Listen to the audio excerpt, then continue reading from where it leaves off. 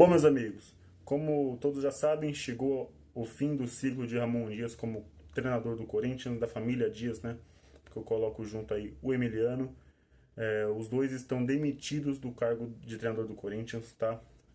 Como a gente já sabia, ontem, depois da derrota contra o Fluminense, ficou algo insuscitável, uma pressão absurda, tá? O Fabinho não tinha a pretensão de mandar o Ramon embora, porém o Augusto se viu bastante pressionado por uma ala de dirigentes do clube que pediam a saída de Ramon Dias. E também algo que pesou bastante na saída do treinador do comando técnico foi a fala do Memphis, onde o Memphis claramente fala que a equipe não está evoluindo e que estamos sendo resultadistas, que o clube, que a equipe não cria chances claras de gol, oportunidades para finalizações fora da área, que a nossa defesa, nosso meio de campo e o nosso ataque estão com linhas muito espaçadas, algo que é uma verdade, e que ele precisa reforçar. Ele quer ficar no Corinthians, ele ama o clube, ele ama o Brasil, mas o Corinthians precisa se reforçar. Que o Corinthians não é uma equipe compacta, não é uma equipe que tem consistência, e isso tudo é verdade. Tá? Essa fala também caiu como uma bomba dentro do CT do Parque São Jorge e culminou na saída de Ramon Dias. Tá? Ramon chegou já no jogo contra o Criciúma no passado, nos últimos dois jogos do turno, né? Nos últimos dois jogos do turno, que foi Criciúma e Bahia. Ele chega, vence os dois jogos, né? E dá uma sobrevida pelo clube e ficou aí sem perder no Brasileirão por muito tempo, tá? O Ramon coloca a gente em sétimo colocado no Campeonato Brasileiro, pega a gente em 18º praticamente e coloca a gente em sétimo, salvando a gente do rebaixamento, a qual a gente é grato aos serviços prestados no que ele foi contratado para isso, tá? Teve turbulências no ano passado, quando ele é eliminado pelo Flamengo e seguidamente eliminado pelo Racing, diretamente com culpa no treinador, com as mexidas, com as escolhas durante o jogo, tá? E também esse ano começou fazendo um Paulistão com melhor campanha, decidindo todos os jogos em casa, que culminou no título paulista, porém culminou também em atuações ridículas na pré-Libertadores, onde o Corinthians é classificado contra a Universidade Central, jogando um futebol pobre, muito fraco dentro das quatro linhas, e depois a eliminação na outra fase da pré-Libertadores, com um 3-0 vexatório no Equador para o Barcelona de Guayaquil, e na volta não conseguindo reverter, sendo eliminado pela terceira vez da competição da pré-Libertadores. Claro, o Ramon não estava nas outras duas, mas ele culminou na terceira eliminação do Corinthians em pré-Libertadores, tá? O que segurou o Ramon depois dessa eliminação para o Barcelona foi a vitória no derby, no jogo da ida do Campeonato Paulista, na final. O Corinthians vence, dá uma sobrevida, e depois de um tempo o Corinthians resulta em campeão paulista pela 31ª vez no Campeonato Paulista, sendo o primeiro treinador a vencer algo desde 2019, que era o Fábio Carilli. Então o Ramon tirou a gente da fila, o Ramon tirou a gente do rebaixamento, classificou a gente para competições intercontinentais aqui, né, pelo Corinthians. Então a gente é muito grato pelo trabalho do Ramon, porém chegou no teto. O Ramon vem demonstrando que não tinha mais repertório, não tinha mais condições, e ele chegou no seu limite, né?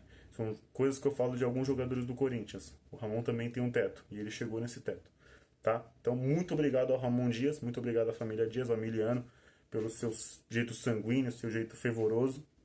Foi muito importante, tá? Creio que não foi sacanagem do elenco, tá? O elenco sempre abraçou o Ramon.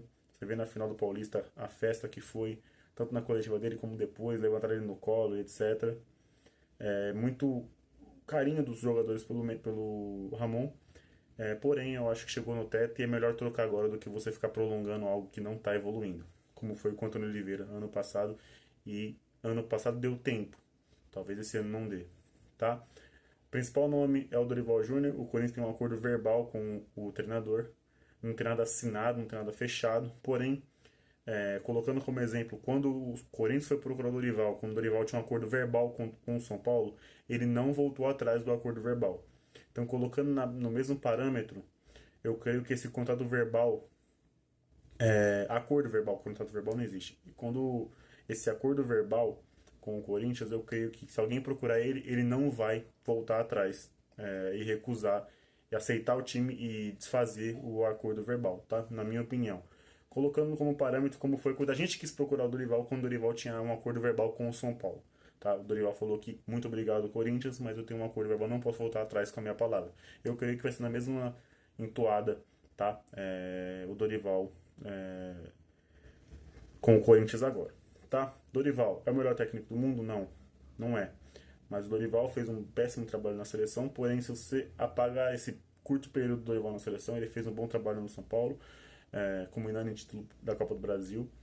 Não foi tão bem no Campeonato Brasileiro com o time, mas ele focou nas Copas, claramente isso. Foi campeão da Libertadores e da Copa do Brasil no mesmo ano pelo Flamengo, um deles contra o Corinthians, aquela final em 2022. E 22.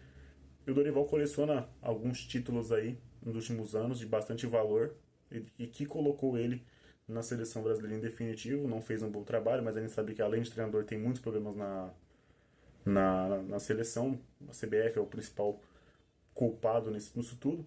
Claro, trabalho péssimo, escolhas horríveis do Dorival nesse período dele na seleção. A informação que eu tenho é que ele está bem frustrado por não ter chegado até a Copa e que ele quer dar uma retomada na carreira e a vontade dele sempre foi com o Corinthians.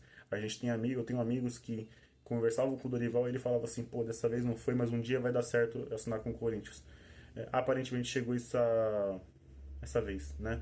O Dorival vai fechar aí treinando os 4 times grandes do Paulista, os 4 times grandes paulistas, né? 3 paulistas e um da Baixada, mas os 4 grandes aqui de São Paulo.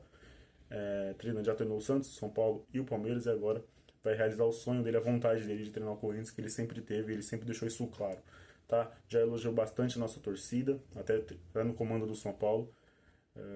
Tomara que dê certo, tomara que feche ainda hoje, pra gente pelo menos ter uma perspectiva aí do que esperar do Dorival, que nada mele, que nada dê errado, tá? Eu tô gravando isso aqui quando o Ramon foi mandado embora e tem um acordo verbal com o Dorival, mas pode ter acontecido alguma coisa, né? Você vê Tite correndo por fora, Luiz Carlos correndo por fora.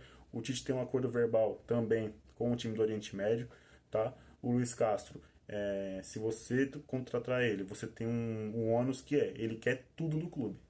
Ele quer base, ele quer sub-12, sub-13, sub-14, sub-15, sub-16, ele quer tudo do clube, tá? Esse é um ônus.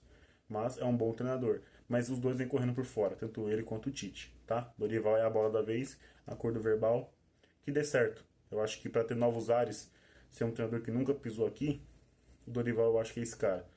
Né? Eu acho que é esse cara. É melhor do que você inventar em outro aí. O Renato estava desempregado. Eu creio que se o Renato está desempregado e o Corinthians demite o Ramon, o Augusto gosta muito do Renato e ia ser a bola da vez. Mas como o Renato está empregado, foi ele que derrubou o Ramon, né? Na derrota pro time do Renato. O Dorival é a bola da vez. Fechou? Like no vídeo, se inscreva no canal, ative o sininho, compartilhe com os amigos, segue a gente em todas as redes sociais, tá? Nossa equipe e também o nosso Instagram oficial. Muito obrigado. Vai Corinthians, valeu, falou. Fui.